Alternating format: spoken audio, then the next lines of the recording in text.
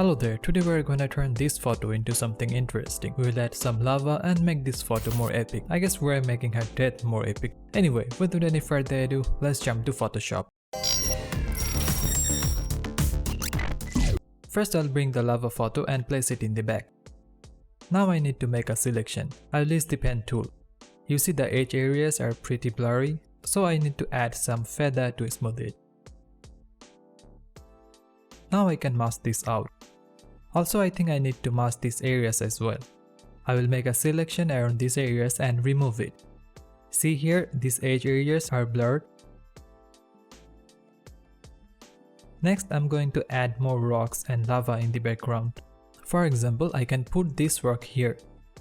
I already have the selection and that will make my life so much easier. Now I just need to remove those hard edges. Let's add more rocks.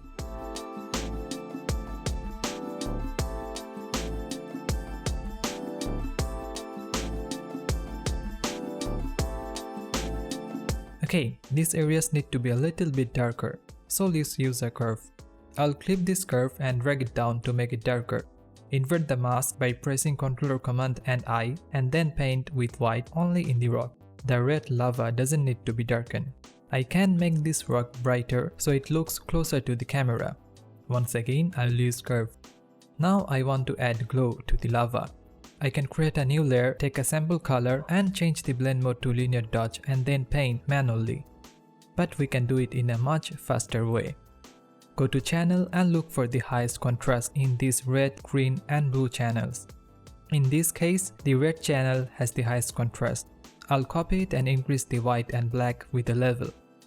Now hold Ctrl or Command and click to make a selection. Now let's create a solid color and change the blend mode to linear dodge. I just need to remove those extra areas. Good thing we already have a selection. Now if I want, I can change the glow color anytime.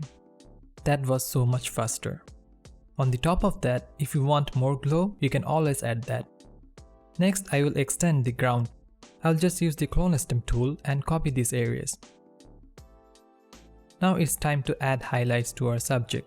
It will be a little different in this photo because she's not separated from the background. We cannot clip highlight layers and that will make things difficult. I need to be more careful. This will take longer than usual. Also, I will add some glow in the whole image to match everything with the environment.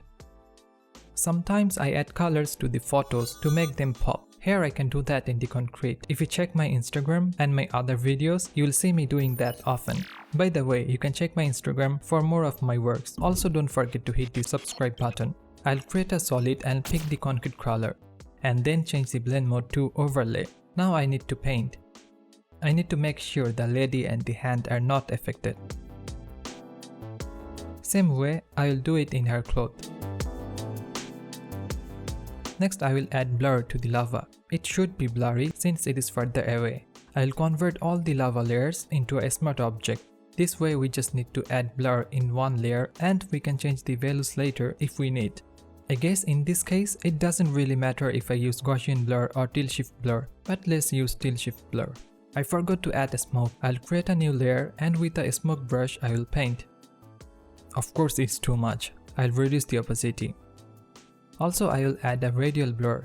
For this I need to merge everything into one layer. Press Ctrl, Alt, Shift and E to merge everything. Now let's add radial blur. Make sure to select zoom, not spin. I think that makes it more interesting. And finally, our camera raw filter. I will move all those sliders and see what looks best. So this is my final result. I guess I just made it worse for the poor lady. Thank you for watching this video. Like, share and subscribe my channel for more videos. I'll see you on next week. Thank you so much for watching.